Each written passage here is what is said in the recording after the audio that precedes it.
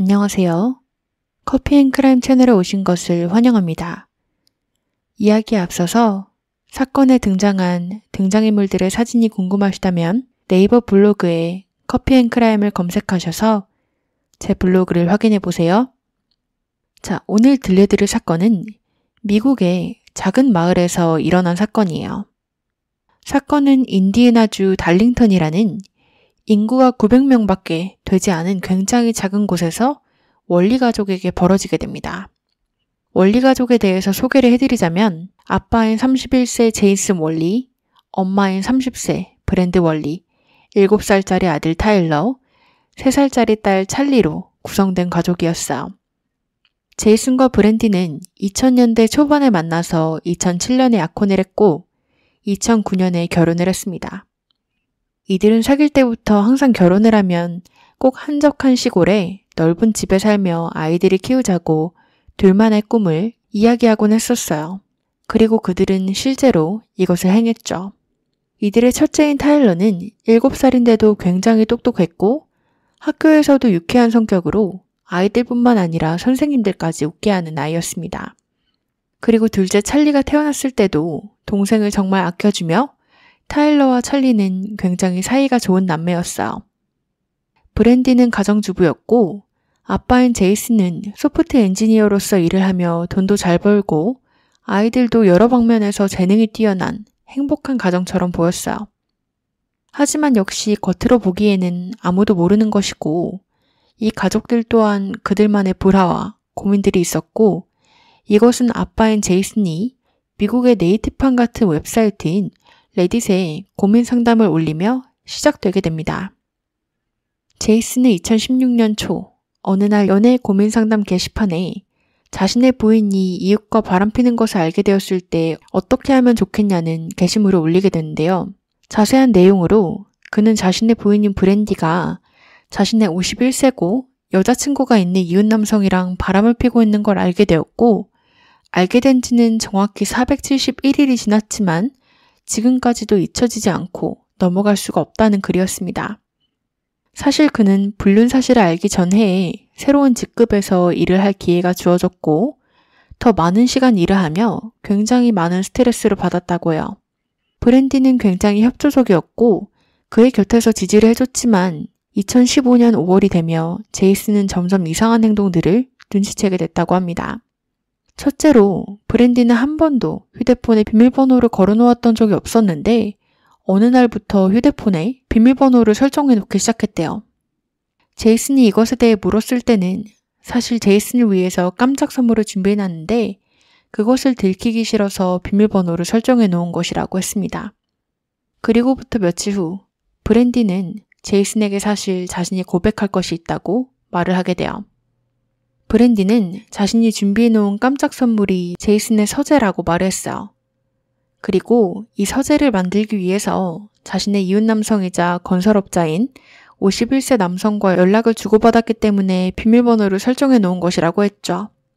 제이슨은 그런 그녀에게 너무 고마웠어요. 자신이 오랜 시간을 직장에서 보냈기 때문에 서재를 만들려고 한다는 생각 자체가 감사했죠. 하지만 한편으로는 뭔가 왠지 모르게 찜찜한 마음이 계속 들었대요.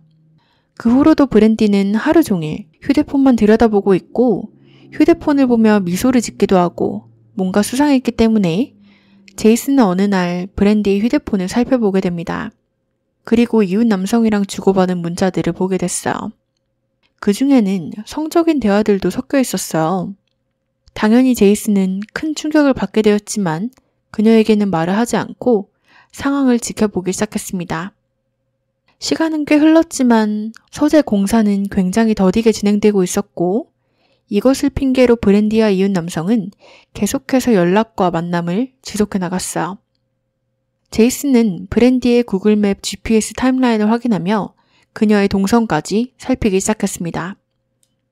하지만 그녀는 자신이 남편이 소프트웨어 엔지니어이니 이런 것에 능한 것을 알았는지 이웃 남성을 만나러 갈 때마다 휴대폰 GPS를 아예 꺼놨고 만났다고 추정되는 날마다 그녀의 구글 GPS 타임라인에는 큰 갭이 생기기 시작했어요. 여기서 제이슨은 다시 한번 머리를 써서 자신이 안티바이러스 프로그램을 설치해주겠다며 브랜디의 휴대폰을 가져다가 도난 방지 앱을 설치하게 됩니다. 그 앱이 있으면 브랜디가 GPS 설정을 꺼놔도 제이슨이 GPS를 원격으로 켤 수 있었고 그녀의 문자, 통화 기록까지 볼 수 있는 앱이었어요.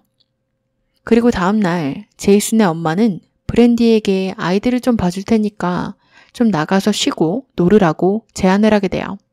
브랜디는 혼자 하루 종일 집에 있게 되었으니 바로 이웃 남성에게 문자를 해서 집으로 놀러 오라고 문자를 보내게 되죠. 이웃 남성은 자신이 일이 바빠서 갈 수 없다고 안타까운 말투로 거절을 했지만 일이 끝나고 더블 데이트를 하는 것이 어떠냐고 제안을 하게 돼요. 자신과 자신의 여자친구, 그리고 제이슨과 브랜디, 이렇게 넷이서 말이죠. 이들은 그렇게 더블 데이트에 나갔고 상황은 놀랍게도 잘 흘러갔습니다. 브랜디는 여자친구랑도 대화도 잘하고 잘 어울렸어요.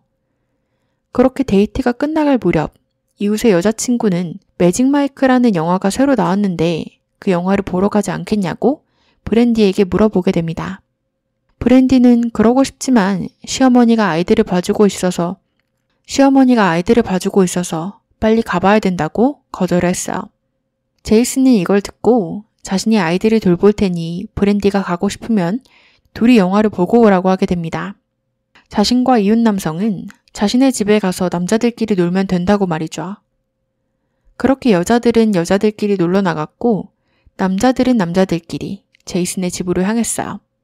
여기서 제이슨은 휴대폰으로 브랜디의 휴대폰을 원격으로 살펴보게 되는데요. 이들은 정말 뻔뻔하게도 더블 데이트를 하는 와중에도 플러팅을 하는 문자들을 주고받았고 브랜디는 심지어 영화를 보러 간 상황에서도 영화관 화장실에서 19금 사진을 찍어 이웃 남성에게 전송을 하고 있었습니다. 그리고 이 둘은 사랑한다는 문자까지 주고받았고 제이슨은 이 모든 것들을 지켜보며 주먹을 날리고 싶었던 걸 간신히 참고 있었어요. 이 집에는 이웃 남성들뿐만 아니라 아이들까지 있었으니까요. 그렇게 제이슨은 참고 참다가 브랜디와 이웃의 여자친구가 영화를 다 보고 집으로 돌아오자 그곳에서 자신이 모든 것을 알고 있다고 다 밝히게 됩니다. 제이슨은 브랜디와 이웃 남성, 여자친구에게 모두 자리에 좀 앉아보라고 정중하게 말을 한 후 이들이 다 자리에 앉자 그래서 둘이 사랑하는 사이라고요? 라고 말을 꺼냈습니다. 브랜디는 계속해서 모든 것을 부인했고 이웃의 여자친구는 이웃 남성을 때리기 시작했죠. 브랜디가 계속해서 부인하자 제이슨은 19금 사진을 보내지 않았냐고 질문을 했고 또 계속해서 부인을 하자 제이슨은 그녀가 보낸 사진을 꺼내 보였다고 합니다. 원격으로 볼 수 있었으니까요. 그 사진을 보자 브랜디는 인정을 했지만 이번이 처음이었다고 전에는 둘이 그런 사이가 아니었다며 계속해서 부인을 했습니다. 이 둘은 관계도 가진 적이 없는 사이라고 했어. 제이슨은 이것에 대해서는 증거가 없으니 사실인지 거짓인지 모르겠지만 그 자리에서 브랜디를 떠날 것이라고 말을 했어요. 브랜디는 그러자 아이들을 무기로 꺼내며 브랜디를 떠나면 다시는 아이들을 못 보게 될 것이라고 협박을 하기 시작했습니다. 제이슨이 고등학생 때 자살 시도를 했었다는 이유로 아이들을 키우기에 부적합한 부모라고 몰고 갔고 자신이 바람을 피우기 시작한 이유도 제이슨이 하루 종일 일만 했기 때문에 바람을 필 수밖에 없었던 것이라며 제이슨을 탓을 했어요. 이런 말다툼이 오고 가는 동안 이웃의 여자친구는 이 싸움에 끼어들어서 브랜디와 자신의 남자친구가 관계를 가지지 않았다면 둘 사이는 그렇게 진지하지 않았을 것이라고 브랜디와 제이슨은 헤어지기에는 너무 완벽한 커플이라며 헤어지지 말라며 이들을 중재하기 시작했습니다. 이들은 이날 합의점을 찾을 수가 없었기 때문에 결국 잠시 시간을 갖고 생각하기로 하고 제이슨은 집에 남고 브랜디는 아이들을 데리고 자신의 친정으로 가 있게 돼요. 그렇게 이날 하루가 마무리되었습니다. 그리고 다음 날인 월요일, 제이슨은 자신의 사장과 미팅 중에 브랜디로부터 문자를 한 통 받게 돼요. 브랜디는 아이들에게 무슨 일이 일어나고 있는지 상황을 설명했지만 아이들이 잘 받아들이지 못하고 있고 힘들어한다며 제이슨 또한 아이들에게 설명을 해야 된다는 문자였죠. 후에 제이슨이 알게 된 건 브랜디가 아이들에게 설명한 내용은 아빠가 엄마에게 화가 나서 엄마와 아이들이 집에서 나가야 된다는 내용이었고 아들인 타일러가 아빠와 지내도 되냐고 했더니 브랜디는 안 된다고 했대요. 아빠가 화가 났다고 말이죠. 그래서 타일러는 아빠가 엄마에게 화가 나서 나가길 원했던 것이고 자신까지 아빠랑 살 수 없다는 걸 보면 아빠가 자기한테도 화가 났구나 하고 받아들였다고 합니다. 그렇게 타일러는 울기 시작했고 오빠가 우니까 어린 찰리도 무슨 상황인진 잘 모르지만 울기 시작했다고 해요. 이 모습을 보고 제이슨은 자신이 브랜디를 떠나면 브랜디는 아이들에게 이상한 소리를 해서 아이들의 인생을 지옥으로 만들 게 분명하다고 생각을 했기 때문에 자신의 감정은 뒤로하고 브랜디랑 아이들에게 다시 집으로 돌아와 달라고 했다고 합니다. 그러자 브랜디는 바로 자신이 갑이 되고 싶었던 건지 제이슨에게 자신과 아이들을 원하면 이웃 남성한테 가서 사과를 하라고 권유를 했어. 사실 이웃 남성도 타일러 또래의 아이가 있었고 이들은 다 친구였기 때문에 아들을 위한다면 그의 부모인 이웃 남성한테 사과를 해야 아들 타일러가 친구를 잃지 않고 잘 지낼 수 있다고 말이죠. 그래서 제이슨은 모든 걸 꾹 참고 이웃 남성에게 사과를 했습니다. 그렇게 이들은 다시 잘 지내며 아이들의 생일 파티 때도 서로의 집에 놀러 가기 시작했어요. 하지만 제이슨의 머릿속에는 이들이 불륜을 저질렀다는 생각이 계속해서 맴돌고 있었죠. 브랜디의 불륜 사실을 알게 된 지 1년이 지났고 브랜디는 어느 날 실수로 제이슨에게 19금 사진을 보내게 돼요.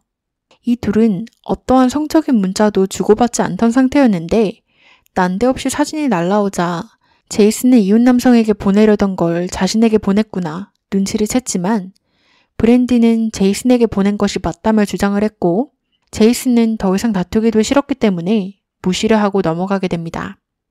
하지만 그는 하루 종일 브랜디와 이웃 남성이 저지른 불륜을 1년 넘게 매일같이 생각을 하고 있었고 자신의 기억을 지워버리고 싶다며 이 일 때문에도 자신의 직장에서도 예전만큼 좋은 성과를 내지 못하고 있다는 긴 고민글을 웹사이트에 올리게 된 것이었죠.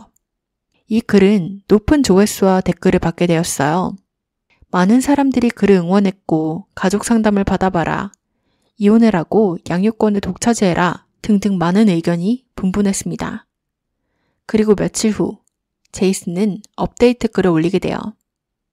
제이슨은 브랜디에게 몇 번이나 가족 상담, 부부 상담을 제안을 해봤지만 그녀는 거절했고 이 관계를 위해서 더 이상 노력하고 싶지 않다는 걸 알기 때문에 두 번째 옵션인 이혼과 양육권 소송을 진행하려고 한다고 이미 변호사까지 선임해 놓은 상태라고 업데이트를 하게 됩니다.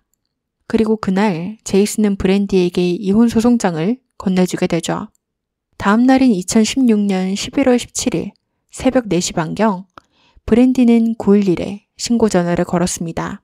신고 내용은 자신이 알러지 약을 몇 알 먹고 부엌에서 칼을 가지고 2층으로 올라가서는 자신의 아들 타일러와 딸 찰리를 칼로 찔러서 죽였다는 내용이었어. 그리고 브랜디는 칼로 자신의 목을 찌르려고 시도를 했지만 실패를 해서 칼을 아이들 방에 냅뒀고 거실로 돌아와 소파에 앉아 자신의 엄마에게 전화를 했다고 합니다. 엄마는 당장 그곳으로 갈 테니까 기다리라고, 그리고 그동안 911에 신고를 하라고 했고 브랜디는 그 말을 듣고 911에 신고를 한 것이었어. 브랜디와 911 신고대원의 통화가 지속되는 동안 그 사이에 브랜디의 엄마는 현장에 도착을 했고 엄마가 전화를 바꿔서 대원과 통화를 하기 시작했습니다. 구급대원은 브랜디의 엄마에게 아이들의 방으로 가서 생사를 확인하라고 시켰고 브랜디의 엄마이자 아이들의 할머니는 그렇게 아이들의 방으로 가서 참혹한 현장을 보게 됩니다. 계속해서 우리 아이들이라고 소리를 지르며 울기 시작했고 이 소리에 결국 지하실에서 자고 있던 제이슨이 소란으로 인해서 잠에서 깨게 됩니다. 제이슨은 거실로 올라갔고 피에 뒤덮여 있는 브랜디를 목격했어. 무슨 짓을 한 거냐고 불안감에 가득 찬 목소리로 물어봤죠. 그러자 브랜디는 제이슨에게 이제 넌 내 아이들을 절대 데려갈 수가 없어 라고 답을 했다고 합니다. 브랜디가 이 말을 하자마자 그는 2층으로 뛰어갔고 그 또한 참혹한 현장을 목격했어요. 경찰은 신고 전화를 받고 15분 후에 즉시 현장에 도착했으나 안타깝게도 아이들은 이미 숨진 상태였습니다. 아이들의 부검이 진행되었어요. 그 결과 아이들은 칼의 필요 이상으로 많이 찔린 것으로 나타났습니다. 그 말인즉슨 이미 아이들이 죽어 있는데도 브랜디는 계속해서 찔렀다는 것이었어요. 사실 이 사건이 일어나고 제이슨의 레딧 게시물은 굉장히 큰 주목을 받았어요. 그리고 그는 다시 한번 업데이트를 하게 됐습니다. 사실 사건 전날 밤 브랜디는 제이슨에게 지하실이 아닌 거실 소파에서 자달라고 부탁을 했대요. 하지만 그는 거절했고 지하실에서 자는 게 더 편하다며 지하실에서 잤다고 합니다. 이걸 생각하며 제이슨은 자신이 거실에서 잤다면 자신 또한 살해를 당했을지 아니면 자신이 아이들을 살릴 수 있었을지 많은 생각이 든다고 했어요. 그리고 이 이야기는 크게 주목을 받았기 때문에 평소 제이슨과 아이들이 좋아하던 필립이라는 유튜버는 그들의 이야기를 자신의 채널에서 다루며 장례금 후원 링크를 올렸고 그 유튜버 덕에 제이슨은 56,000달러가 넘는 후원금을 모을 수 있었다고 합니다. 그렇게 2016년 11월 22일 아이들의 장례식이 열렸어요. 그리고 사건 11일 후에는 브랜디가 병원에서 나왔고 정식적인 조사를 받게 됩니다. 처음 조사가 시작되었을 때는 그녀의 감정 기복이 너무 심해서 진행이 불가능했대요. 그리고 그 후에는 이상하리만큼 차가운 태도로 태연하게 반응하며 마치 이중인격자처럼 행동을 했어요. 이런 어려움 때문에 취조는 총 3번에 걸쳐서 이루어졌습니다. 그리고 취조 동안 브랜디는 사건에 대해 말하기를 거부하며 단답만 해서 수사가 순조롭지 않았어요. 심지어 초반에는 무죄를 주장하다가 결국 심신미약을 주장하기 시작했죠. 하지만 이 주장은 받아들여지지 않았습니다. 왜냐면 그녀는 정신병이 없었고 사건 당시에 알러지 약을 먹긴 했지만 그 약에 대한 부작용은 피곤하고 졸리게 만드는 게 다지 사람을 죽이고 싶은 충동을 만들어주는 부작용은 존재하지 않았기 때문이에요. 2017년 3월 브랜디와 제이슨의 이혼 절차가 모두 끝났습니다. 그리고 사건 2년 후인 2018년 1월 브랜디의 재판이 시작되었죠. 브랜디는 전에 심신미약 주장이 받아들여질 수 없다는 걸 통보받았음에도 여전히 심신미약과 무죄를 주장했어요. 하지만 이건 받아들여지지 않았고 결과로 그녀는 타일러의 살인 혐의로는 65년형을, 찰리의 살인 혐의로는 55년형을 받아서 총 120년형을 받게 되었습니다. 제이슨의 근황으로는 그는 잠을 못 잘 때도 있고 잠에 들기 위해서 술을 마시기 시작했고 이것은 습관이 되어 알코올 중독의 길로 빠질 뻔했지만 그의 가족의 도움으로 인해서 다행히 술을 마시는 습관은 고쳤다고 합니다.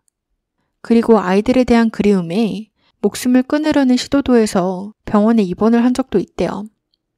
직장도 잃었지만 최근에는 다시 직장을 구해서 예전의 삶을 찾으려고 노력하고 있다고, 천천히 나아지고 있다고 근황을 알렸어요.